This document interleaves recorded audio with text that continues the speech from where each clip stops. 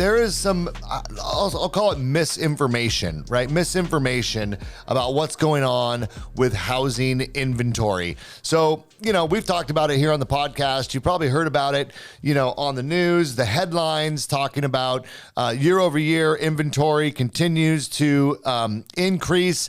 And I think, this year over year, we're at like 9%, 10% increase, to the point where some people are saying we don't even really have a housing shortage anymore because inventories have increased so much. It's, shifting towards a buyer's market. But this article is going to shed a little more light on what's actually going on. And yes, that is true. There are parts of the country that are seeing a significant increase in inventory. But you guys, 36% of the states, 36 of the states have less inventory today than they did in 2019.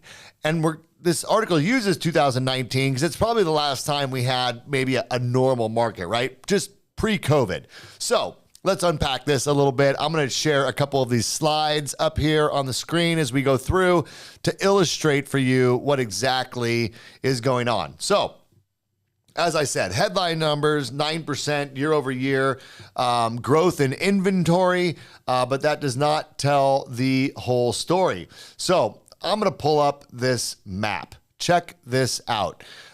This really surprised me, which is why I wanted to share it with all of you. So if you look around the country, right, the orange states are the states that have less. The more orange it is, the less inventory it has versus 2019. So look at like Illinois as an example, down 68%. We see the same thing over in Connecticut, down 76%. Massachusetts, the Boston area. We see, states like Maryland, but even like, North Dakota, even California down 28, right? So it's really those states where we see, like Idaho, Colorado, Texas.